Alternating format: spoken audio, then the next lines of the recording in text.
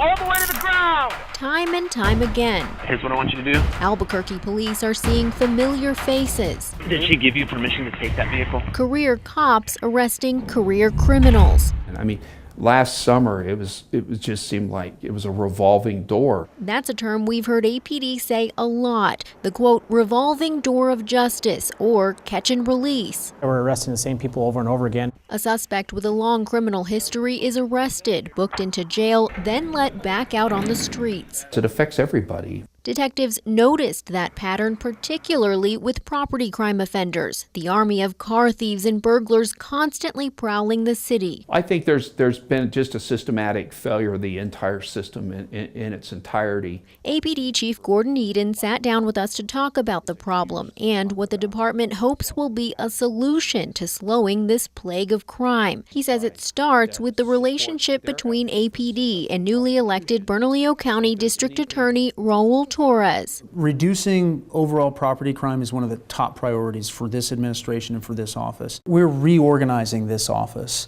around a data-driven approach. To do that with limited resources, Torres says his office is focusing on the worst of the worst, making sure their cases don't fall through the cracks or end up in sweet plea deals.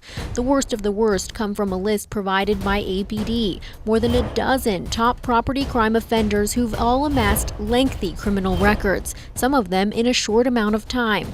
Take Dan Hoffert. Court records show nearly a dozen felony cases against him in 2016 alone, mostly for breaking into cars or stealing them.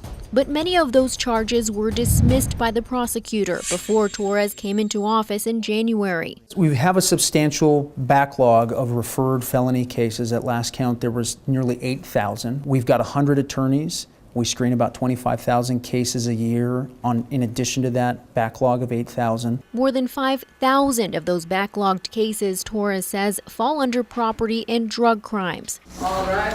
But the responsibility of building stronger cases and following through for convictions, Chief Eden admits, also falls on his officers. We would generate a report on a auto theft, and it may have been sent to the auto theft detectives with some follow-up, but maybe not enough.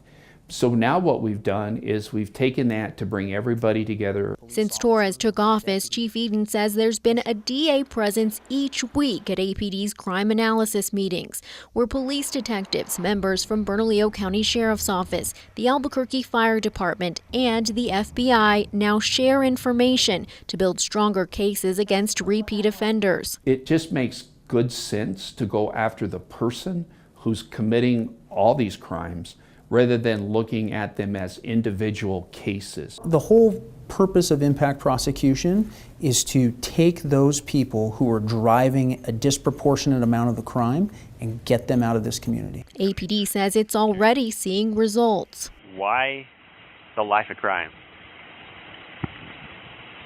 Honestly, hey, it's not even the life, it's After months of court cases going nowhere, Dan Hoffert was finally sentenced just this month to 10 years in prison for his constant crimes. Kinds of different keys. Police found Hoffert kept a handful of shaved keys used to steal cars.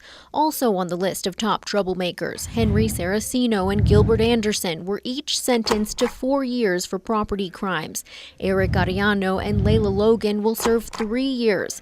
And Jerome Butler faces up to 11.5 years for property crimes and being a felon with a gun.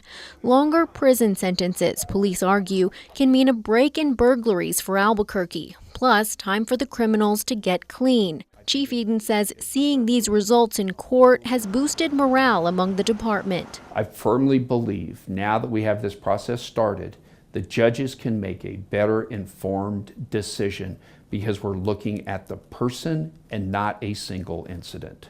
Although his office can't prosecute every case at once, Torres vows he'll start at the top and work his way down.